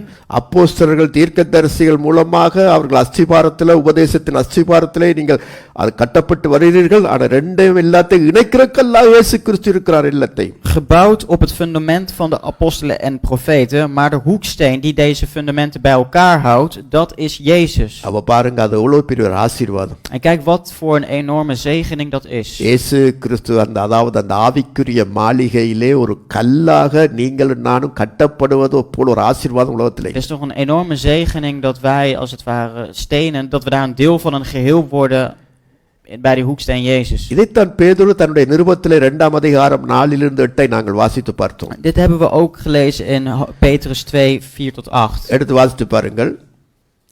2 பேதுரு 2:4-8. நாங்கள் வருவோம், எங்களுடைய பகுதிக்கு வருவோம். We komen weer naar ons eigen stuk. 1 பேதுரு 2:4-8. 1 Petrus 2 van vers 4-8. மனுஷரால் தள்ளப்பட்டதாயினும் தேவனால் தெரிந்து கொள்ளப்பட்டதும் விலையேற பெற்றதுமாயிருக்கிற ஜீவனுள்ள கல்லாகிய அவரிடத்தில் சேர்ந்தவர்களாகிய நீங்களும் ஜீவனுள்ள கல்லை போல ஆவிக்கேற்ற மாளிகையாகவும் இயேசு கிறிஸ்து மூலமாய் தேவனுக்கு பிரியமான ஆவிக்கேற்ற பணிகளை செலுத்தும்படிக்கு பரிசுத்த ஆசாரிய கூட்டமாகவும் கட்டப்பட்டு வருகிறீர்கள். Dan wordt u ook zelf als levende stenen gebouwd tot een geestelijk huis, tot een heilig priesterschap, om geestelijke offers te brengen die God welgevallig zijn door Jezus Christus. Daarom staat er in de schrift: zie, ik leg in Sion een hoeksteen die uitverkoren en kostbaar is. En wie in hem gelooft zal niet beschaamd worden. Voor u dan, die gelooft, is hij kostbaar, maar voor de ongehoorzame geldt: de steen die de bouwers verworpen hebben, die is de hoeksteen geworden en een steen des aanstoots en een struikelblok voor hen, namelijk die zich aan het woord stoten door ongehoorzaam te zijn, waar toe zij ook bestemd zijn. 6ஆம் வசனம் அப்படியே சொல்லுது, அந்தப்படியே இதோ தெரிந்து கொள்ளப்பட்டதும் விலையேறப்பெற்றதுமாயிருக்கிற மூலைக்கல்லை சீயோனில் வைக்கிறேன், அதன் மேல் விசுவாசமாயிருக்கிற வெட்கப்படுவதில்லை என்று வேதத்தில் சொல்லி இருக்கிறது. En dus in vers 6 staat van, zie ik leg in Sion een hoeksteen die uitverkoren en kostbaar is, en wie in hem gelooft zal niet beschaamd worden. இதெல்லாம் பழைய ஏற்பாட்டில் இருந்துதான் பேதுரு கையாளுகிறார். En dit zijn letterlijk dingen die in het Oude Testament zijn, en die citeert Petrus. ஏசாயா தீர்க்கதரிசி புத்தகத்திலிருந்து தான் எல்லாத்தையும் கையாளுகிறார். Alles wordt uit de profetie van Jesaja vermeld. யூதர்களுக்கு இந்த பகுதி ஏசாயா தீர்க்கதரிசி புத்தகம் நன்றாய் தெரியும் வசனங்கள். De Joden kennen de versen van Jesaja heel goed. அதை குறித்து அவர் அங்க அப்போஸ்தலர் நடபடிகளிலும் இதை குறித்து பேசினார், இங்கும் அதை குறித்து எழுதுகிறார். En dit is wat hij in de Apostelen heeft vermeld, maar ook in zijn eigen brief. அப்ப இவருக்கு எப்படி இந்த அறிவு ஞானம் வந்தது? En hoe heeft hij die kennis en inzicht voor gekregen? காரணம் ஜெப ஆலயங்களிலே அந்த நாட்களிலே அவர்களெல்லாம் படிச்சிருக்கிறார்கள், வேத வாக்கியங்களை கற்றிருக்கிறார்கள், ஆவியானவர் எடுத்து உரைக்கிறார்கள். Destijds hebben ze dat in de tempel geleerd, in Gods altaar geleerd, maar de Heilige Geest belicht het hem ook nog eens. அப்ப பாருங்க, அப்போ ஒரு கிறிஸ்தவ பிள்ளைக்கு ஒரு பெரிய ஆசீர்வாதம், அதாவது நீங்கள் அதாவது ஜீவனுள்ள கல்லு. Want het is een zegening voor een christen. Jij bent een levende steen. Living stone. Living stone. Rolling stone இல்ல, living stone. Niet de Rolling Stones, maar living stone. அதாவது நாங்க ஒரு காலத்துல உயிரில்லாத கல்லு தான். Wij waren ooit levenloze stenen. உயிரற்ற கல்லு. ஆனா இன்றைக்கு இயேசு கிறிஸ்துவோடு இணைக்கப்பட்டோம், அந்த உயிருள்ள ஜீவனுள்ள விலையேறப்பெற்ற அந்த தலைக்கல் மூளைக்கல்லோடு இணைக்கப்பட்டோமோ அன்றைக்கு நாம் ஜீவனுள்ள கல்லாய் மாறி இருக்கிறோம். Op het moment dat wij als steen zijnde zijn verenigd met Jezus, de hoeksteen, zijn wij levende stenen geworden.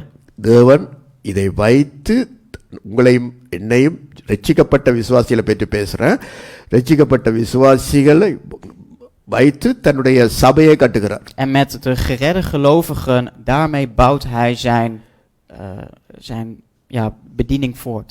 சபையை கட்டுகிறார். Bouwt hij zijn kerk voort. சபை என்று சொன்னா என்ன? தேவனுடைய மாளிகை, வீடு.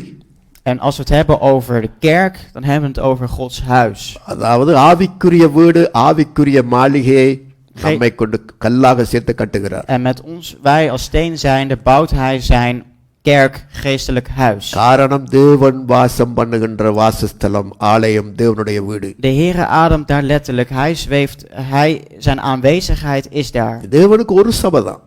Er is maar één gemeente voor God. ஒரு universal search, ஒரு அகில உலக ஒரே ஒரு சபை தான் இருக்கு. Eén universele kerk.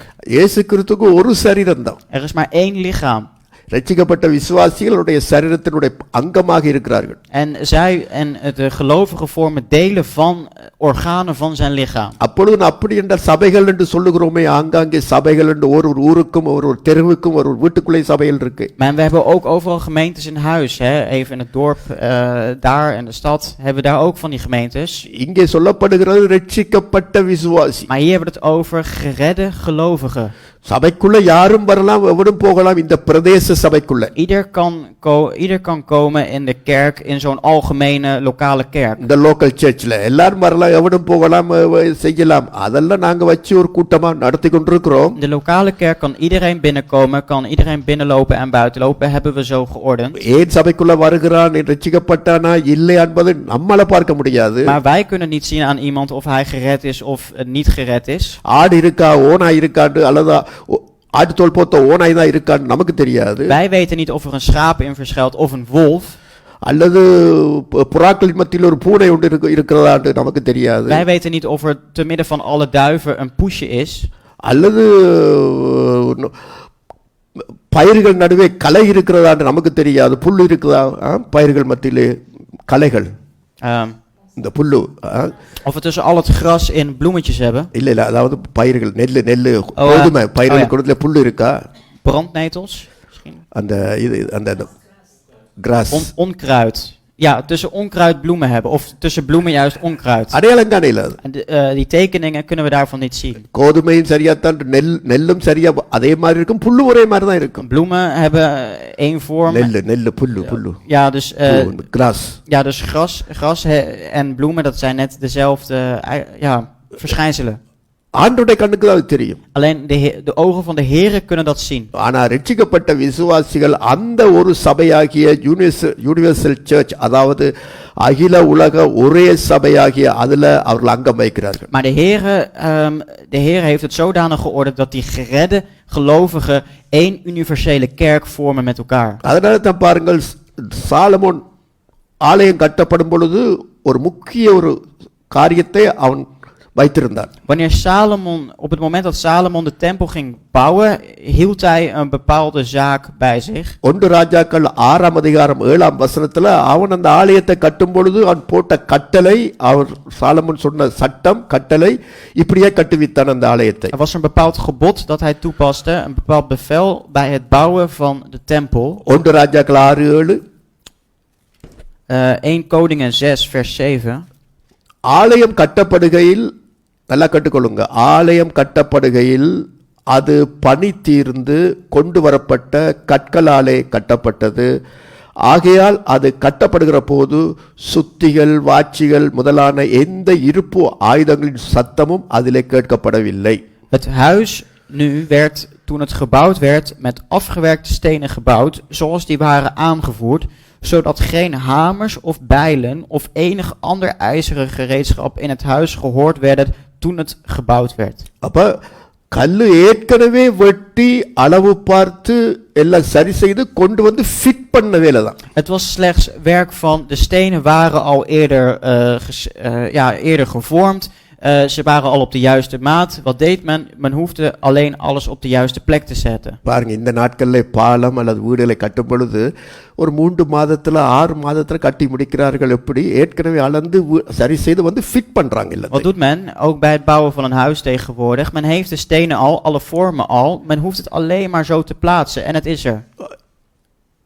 அந்த கல்லு ஏற்கனவே எல்லாம் டெஸ்ட் பண்ணப்பட்டு அளவு பார்த்து சரிப்படுத்தப்பட்டு அப்படி வந்து இணையுது வந்து. De stenen die waren al opgemeten en die konden gewoon slechts daar worden geplaatst. Het paste perfect in het plaatje. நடுவுல சீமெந்த மட்டும் பூசி விட்டா காணும், அது ஒட்டி கொண்டு இருக்கும். Als je ertussen alleen wat cement opdoen, dan kleeft het aan elkaar. Dat is voldoende. அதை போலதான் ஒரு விசுவாசி, ரட்சிக்கப்பட்டவர்கள் தான் அனுதினம் சபையிலே சேர்த்து கொள்ளப்பட வேண்டும். ரட்சிக்கப்பட்ட விசுவாசிகளை தான் ஆவியானவர் சபையிலே சேர்த்து கொண்டு வந்தார், கட்ட ஆரம்பித்தார். En dat is ook hoe de Heilige Geest het heeft gebracht, hè, om van geredde gelovigen, om daar één universele gemeente van te maken. ரட்சிக்கப்படாத பனி தீர்த்து கல்லுகள் வெட்டப்பட்டு சரிப்படுத்தப்படாத கல்லுகளை கொண்டு வந்து ஞானஸ்நானம் கொடுத்து உள்ளுக்கு வச்சிருந்தா இப்படி இருக்கும் அந்த கல்லு. Hoe zal het dan zijn, hè, voor zo'n steen dat niet gepolijst is, niet gevormd is, niet de juiste maat is, dat een kerk binnenkomt, doopt en zich verenigt met alle andere stenen. நாம் அதுதான் அநேக தவறு செய்கிறோம். En dat is de grote fout die wij maken. இது நல்ல பனி தீர்க்கப்பட்டு ரட்சிக்கப்பட்டு மனம் திரும்பி வாழ்க்கையில மாற்றம் இருக்கா என்று பார்த்து ஞானஸ்நானம் கொடுத்து சபைக்குள்ளே நாம் எடுப்பதை விட்டுவிட்டு, Los van het feit van dat wij iemand bekijken, in plaats van dat wij iemand bekijken of die wel echt verandering meemaakt, of hij wel echt zich opgeeft voor God. ஒரு உணர்ச்சி வசப்பட்ட உடனே ஞானஸ்நானம் எடுக்க போகிறேன், சரி எடுத்த பிறகு அந்த கல்லு நீட்டி கொண்டிருக்கும், அளவில்லாம Maar நீட்டி கொண்டிருக்கும். wat zien we dan? Hij is helemaal opgewonden om te gaan dopen. Hij is eenmaal gedoopt. Komt hij in het plaatje, blijkt hij helemaal niet de juiste maat te hebben en een verhindering te zijn. மற்ற கல்லோடு சேர்ந்து இருக்காதபடிக்கு அது இடிச்சு கொண்டு அல்லது தள்ளி கொண்டு அல்ல மேல் கிண்டு கொண்டிருக்கும். Wat doet het? Hè? Het staat niet op één lijn met alle andere stenen. Het steekt er net een beetje uit of steekt er net een beetje naar beneden. இனி அதை உளி எடுத்து அதை தட்டி அதை உடைச்சு சரிப்படுத்துறதுக்குள்ள சத்தங்கள் ஏராளமாக வரத்தொடங்கி. En wat gebeurt er dan bij het slijpen daarvan, hè, en het onderhouden daarvan? Daar wordt geluid bij ontstaan. பிரச்சனைகள், சண்டைகள், அது இது எல்லாம் வர்றதுக்கு காரணம் அது ஏற்கனவே அது பனி தீர்க்கையில் அந்த இது கல்லு. Problemen, ruzies, want die steen die was al nooit geschikt om hier te plaatsen. வந்த உடனே பிரச்சனை சபையில. Zodra die wordt binnengelaten, ontstaan er problemen. Kosi பண்றது, குறை சொல்றது, குற்றம் பிடிக்கிறது, அவன் சரியில்லை, இவன் சரியில்லை, வரமாட்டேன், போமாட்டேன், என்ன இதெல்லாம் ஒரு பனி தீர்க்கப்பட்ட கல்லுடைய வேலையா? Roddelen, over iemand negatief spreken, hij is niet goed, zij is niet goed. Is dat de taak van een steen? சபையில சண்டை சச்சரவு வருமாண்டா நாங்க மனதில் வைக்க வேணும், இது பனி தீர்க்கப்படாத ஒரு கல்லை தூக்கி வச்சிருக்கிறோம், தலையில போட்டிருக்கு கல்லண்டு. Wat moeten wij hierbij leren is van, als iemand dat zo doet, vlak na zijn dopen, is het een ongesluipte steen. அதனால பாருங்க, அப்படி கல்லை அப்படி வச்சு போட்டு எந்த ஒலி சத்தமும் இல்லை ஆலயம் கட்டும் பொழுது. En wat wordt hier gezegd? De stenen die daar werden geplaatst, er werd geen enkel geluid gemaakt met bijlen of met hamers. அதுதான் கட்டப்படுகிற ஜீவனுள்ள கல்லை போல நாம் கட்டப்பட்டு வருகிறோம். En zo worden wij ook gebouwd als levende stenen zijnde bij elkaar. அந்த ஆலயத்தில் தேவன் மனமகிழ்ச்சியாய் வாசம் En பண்ணுகிறார். in die tempel, daar is Gods aanwezigheid. எனவே இந்த சிந்தனை ஒவ்வொரு பிரதேச சபையில இருக்கிற ஒவ்வொரு கிறிஸ்தவர்களும் இந்த பரிசுத்த ஆவியினுடைய அறிவுறுத்தலினால் போதிக்கப்பட வேண்டும். En dit moet ook moet in iedere lokale kerk worden verkondigd door de kennis die door de Heilige Geest aan hen gegeven is. சபைகளுக்கு சபை போட்டி போடாம சண்டையில் இருக்க கூடாது. Het mag niet zozeer zijn dat er in de kerk concurrentie is, jaloezie is. அதாவது கருத்து வேறுபாடு டாக்டரின் கருத்து வேறுபாடு இருக்கலாம், ஆனா மன வேறுபாடு இருக்க கூடாது. Er kan een bepaalde doctrine in zitten, maar er mag niet een verschillende gedachtegang zitten. மற்றொரு சபையை பார்த்தா ஒரு எதிராளியை பார்க்குற மாதிரி, மற்றொரு ஊழியக்காரனை பார்த்தா ஒரு சத்துரு மாதிரி பார்க்க கூடாது, பார்க்குற காலம் பார்க்க கூடாது. Er is een tijd in waarin we soms pastoors of bedienden als vijanden zien. En dat mag niet. கத்தோலிக்க கிறிஸ்தவர்களை இவங்க பார்த்தா அவங்க அப்படி, இவங்களை பார்த்தா இவன் இப்படி, அவனை பார்த்தா இவன் இப்படி என்று பார்க்கிற காலம் இது. Er is een tijd in waarin katholieke christenen naar de ene kijken en dan zo als vijandschap zien en protestanten weer naar katholieken kijken en hen weer als tegenstanders zien. En zo'n tijd. ஒரு டாக்டரின்ஸ்ல கருத்து வேறுபாட்டுல நம்முடைய ஆராதனை முறை, நம்முடைய விசுவாசம் அது இதுல ஒரு வித்தியாசமா இருந்தாலும், நாம் கருத்து வேறுபாடு இருந்தாலும் மன வேறுபாடு சத்துருக்களாய் நாங்க பார்க்க கூடாது, அவர்களை பகைக்க கூடாது. Dus wij mogen elkaar niet als vijanden zien en mogen elkaar niet haten. Wij mogen ons geweten hierbij niet doen verstoren. அது கர்த்தருடைய வேலை, அது செய்யறதில்ல. நம்முடைய வேலை என்னன்னா மற்ற சபைகளோடு பகை இல்லாம நாங்க வாழ பழக Wij வேண்டும். moeten leren om zonder haat met andere gemeentes te kunnen leven. இது ஆவியானவர்களால் இவ்வளவு பிரதேச சபையில் போதிக்கப்படும். En dit moet dus in die lokale kerken door middel van de Heilige Geest worden verkondigd. போட்டி பொறாமைகள் அதெல்லாம் இருக்க கூடாதுங்க. Strijd, concurrentie, jaloezie mag er niet in zitten. இசைவாய் கட்டப்படுகிற ஒரு ஆள், இசைந்து போகிற கட்டப்படுகிற மாளிகையாய் கட்டப்பட்டு வருகிறீர்கள். Een tempel dat samen in één als het ware gebouwd wordt. எதைத்தான் பேதுரு சொன்னார், நீங்க 5 மாகாணங்களா பிரிஞ்சிருக்கிற விசுவாசிகளுக்கு இந்த நிருபத்தை எழுதுகிறார். நீங்கள் பிரிஞ்சு இருந்தாலும் ஒரே சரீரமாய் ஆலயமாய் ஜீவனுள்ள கல்லை போல கட்டப்பட்டு வருகிறீர்கள், மறக்காதீர்கள், ஒன்றாத்தான் நாம் இருக்கிறோம். Als 5 organen zijnde bent u verspreid als christenen zijnde, maar we zijn uiteindelijk toch één. அதனால இந்த நினைவு, அதாவது அவர் தள்ளப்பட்ட கல்லு, Dus de afgewezen steen மூளைக்கு தலைக்கல்லு, is uiteindelijk de hoeksteen. அது விலையேற பெற்ற கல்லு. En dat is een kostbaar steen. ஏன் விலையேற பெற்ற கல்? Waarom is dat een kostbaar steen? பரலோகத்திலிருந்து வந்தவர், Het is iets wat uit de hemel is gekomen. தேவகுமாரன், De Zoon van God. Our தள்ளப்பட்டார், Hij is uiteindelijk weggestoten, அவரே மூளைக்கு தலைக்கல்லாக maar hij vormt de hoeksteen. இரு தரத்தாரை இணைக்கிறார். Betrekt ook hiermee de buitenvolken. யூத ஜாதி அல்லாத ஜாதி எல்லாரையும் இணைக்கிற கல்லாக இயேசு கிறிஸ்து இன்றைக்கு இருக்கிறார். Joodse volkeren, maar ook niet-Joodse volkeren. Dat is waarvoor Jezus Christus symbool staat qua hoeksteen. எனவேதான் நாம் அவரோடு சேர்ந்து, அந்த மூளைக்கல்லோடு சேர்ந்து நாம் தேவனுடைய ஆவிக்குரிய மாளிகையாய் கட்டப்பட்டு வருகிறோம். Daarmee worden wij gebouwd tot Gods huis. இது ஒரு ஆசீர்வாதமான வாழ்க்கை. Een zegenvol leven is dat. அதாவது நீங்கள் ஒரு ஜீவனுள்ள கல்லாக, நீங்க ரட்சிக்கப்பட்ட கல்லாக தேவனுடைய ஆலயத்தில் ஒரு பங்கு வைப்பீர்களானால் உங்களுடைய வாழ்க்கை ஒரு ஆசீர்வாதமான வாழ்க்கை. Als jij zelf als steen zijnde, als levende steen zijnde kan bijdragen aan God, dan is dat een zegenvol leven. எனவே நாம் ஜெபிப்போம். Laten we bidden. எனவே நான் ஜீவனுள்ள கல்லா அல்லது செத்த கல்லா என்பதை சிந்தித்து பாருங்கள். Denk eens even na over of je een levende steen bent of een dode steen. நான் பணித்தீர்க்கப்பட்ட கல்லா அல்லது நான் மனம் திரும்பியவனா, நான் ரட்சிக்கப்பட்டவனா என்பதை ஆராய்ந்து பார்ப்போம். Ben ik een steen dat zo ineens ben gekomen of juist een steen die tot inkeer is நான் gekomen? பாவத்திலிருந்து மனம் திரும்பி மெய்யாய் மனஸ்தாப்பட்டு பாவங்களை அறிக்கை செய்து ஞானஸ்தானம் பெற்று இயேசு கிறிஸ்துவை இரட்சகராய் ஏற்றுக்கொண்டு வாழுகிறேனா? Leef ik echt omdat ik tot inkeer ben gekomen en dat ik in heb gezien dat ik fout heb gezeten en dat ik daarvoor wil gaan dopen? ரட்சணியம், நான் ரட்சிக்கப்பட்ட என்ற நிச்சயம் என்ற உள்ளத்தில் இருக்கிறதா? Of zit er een soort zekerheid in van ik ben sowieso al gered? இப்படிப்பட்ட தேவனுடைய வார்த்தையிலும் தேவன் மேலும் எனக்கு தாகம் இருக்கிறதா? Heb ik zoveel dorst in Gods woord en God zelf? இல்லாட்டி பணம் உழைப்பதிலும் அந்தஸ்தத்திலும் பதவியிலும் இந்த உலகத்தின் மீது உனக்கு வாஞ்சை இருக்கிறதா? Of heb ik alleen maar verlangens om posities te krijgen, meer geld te verdienen in deze wereld? எனவே அப்படிப்பட்ட ஒரு மாளிகையாக, சபை அதுதான் ஒரு அடையாளம். சபை என்பது ஒரு மாளிகை மாதிரி, கர்த்தருடைய தேவாலயம் மாதிரி சொல்லப்படுகிறது. En zo wordt het ook vermeld. Hè? De gemeente staat voor Gods huis. En het huis die bouwen we met z'n allen. அவர் அங்கே வாசம் பண்ணுகிறார். En daar ademt hij. இதை விட இன்னும் மேலான ஒரு ஆசீர்வாதம் என்ன? En boven deze zegening is er nog iets. நம்முடைய சரீரமே தேவனுடைய ஆலயமா இருக்கு. Ons eigen lichaam vormt een tempel van God. தேவனுடைய வீடா இருக்கிறது. Is Gods huis. தேவன் வாசம் பண்ணுகிறார். God ademt daar ook. இதை மனதிலே வைத்து நாங்கள் வாழுவோம். Hou dat binnen je. ஜெபிப்போம். Laten we bidden. பிதாவே, இந்த மாலை வேளையிலும் நாங்கள் உமக்கு நன்றி கூறுகிறோம். ஜீவனுள்ள கல்லாக எங்களை மாற்றினீர். ஒரு காலத்திலே செத்த கல், உயிரில்லாத கல்லாக இருந்தோம், தெருவிலே கிடந்தோம். ஆனால் இன்று உம்முடைய ஆவியினாலே உயிர்ப்பிக்கப்பட்டு மீட்கப்பட்டு பணித்திருந்து உம்முடைய ஆண்டவர் தேவ மாளிகையிலே நாங்கள் கட்டப்பட்டு வருவது இசைந்து இருக்கிறோம். உமக்கு நன்றி. எங்கள் ஆண்டவரே, உம்மை தள்ளினார்கள், அதுவே மூளைக்கு தலைக்கல்லாயிற்று. அதனால் எங்களுக்கு ஆசீர்வாதம். யூதர் ஜாதி, கிரேக்கன், யூதன் என்றும் எந்த பிரிவினையும் இல்லை என்றபடி எல்லாரையும் ஒரே திறத்தாராக நீர் இணைத்திருக்கிறீரப்பா. உங்களுக்கு நன்றி. இந்த அறிவோடு புத்தியோடு எங்களுடைய கிறிஸ்தவ வாழ்க்கை வாழவும், சபையிலும் நாங்கள் பணித்தீர்க்கப்பட்ட கல்லை போல வாழவும் எங்களுக்கு கிருபையும் உணர்வையும் அந்த எண்ணத்தையும் கொடுங்க. சண்டைகள், சச்சரவுகள், பணித்தீர்க்கப்படாத கல்லுகளுக்கு ஒளி சத்தமும் சுட்டிகள் சத்தமும் கேட்காதபடிக்கு சபையிலே அமைதி, சந்தோஷம், சமாதானம், இணக்கம் இருக்கும்படியே நாங்கள் ஜெபிக்கிறோம்.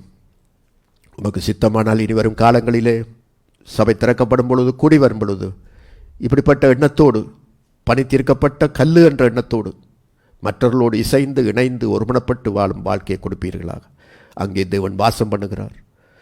இருவர் ஒருமனப்பட்டால் பரலோகத்திலே ஆகியிருக்கும் என்ற வசனத்தின்படி இருவரும் மூவரே நாமத்திலே கூடி வரும் பொழுது அவர்கள் நடுவிலே இருக்கிற என்ற வாக்கின்படி நாங்கள் ஒருமனப்படும் பொழுது நீங்கள் வருகிறீங்க ஆண்டவரே.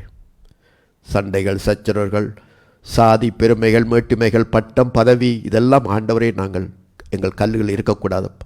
எல்லாமே பணித்திருக்கப்பட்டு ஒரே மாதிரி கல்லாக நாங்கள் இசைந்து கட்டப்பட நாங்கள் ஜெபிக்கிறோம் ஆண்டவரே. நீங்கள் வாசம் பண்ண வேண்டும் எங்கள் சபையிலே, எங்கள் மாளிகை கட்டப்பட வேண்டும் ஆண்டவரே. அதே போல் சுற்றி இருக்கிற சகல சபை மக்களும் ஆண்டவரே பொறாமைகள், கோபங்கள், கசப்புகள், போட்டிகளை விட்டு ஒரே ஜீவனுள்ள கல்லாக, ஒரே ஆவி, ஒரே கட்டிடம் என்ற எண்ணம், மாளிகை என்ற எண்ணம் வரட்டும் ஆண்டவரே. ஆவியானவர் தாமே போதிப்பீர்களாக. சபையில் இருக்கிற சண்டைகள், பிரிவுகள் நீங்கட்டும் ஆண்டவரே. ஒரே இரட்சகர், ஒரே கல்லுக்கு மேலே கட்டப்படுகிறோம் என்ற எண்ணத்திலே வரட்டும் அப்பா. இயேசு கிறிஸ்து நாமத்திலே வேண்டி இருக்கும் நல்ல தகப்பனே, ஆமேன். அருமையானவர்களே, கர்த்தர் தாமே நிச்சயம் உங்களை ஆசீர்வதித்திருப்பார். உங்களுக்கு புரிந்திருக்கும் என்று நம்புகிறோம். தொடர்ந்து நாங்கள் கற்றுக்கொள்வோமாக. Dus dat het woord voor jullie zeker een zegening is gevormd en dat jullie ervan hebben geleerd, daar heb ik vertrouwen in. கர்த்தருடைய கிருபை உங்களோடு கூட இருப்பதாக. Mogen Gods genade met jullie zijn. வேதத்தை ஆராயுங்கள். கர்த்தருடைய வருகை சமீபமாய் இருக்குது. ஆழமாய் மனம் திரும்புவோம். Bestudeer het woord van God goed. Zijn komst is heel snel. தேவனை நோக்கி வாஞ்சியா இருப்போம். Laten we vol verlangen naar God zitten. வேதத்தை தாகத்தோடு தேடுவோம். Laten we met dorst het woord van God bestuderen. கர்த்தர் உங்களை திருப்தியாய் நடத்துவாராக. God zal jullie tevreden en wel leiden in het leven. கர்த்தருடைய கிருபையும் தேவனுடைய அன்பும் பரிசுத்த ஆவியின் ஐக்கியமும் அந்நியோன்யமும் வழிநடத்தலும் பாதுகாப்பும் உங்கள் அனைவரோடு கூட இருப்பதாக. Dus Gods genade, Gods zegening, zijn liefde met jullie allemaal door middel van de Heilige Geest met jullie zijn. ஆமென். Amen. உங்களுக்கு சமாதானம் உண்டாவதாக. Piece be with you. இயேசு கிட்ட ஷலோம் அலைக்கும். Vrede met jullie.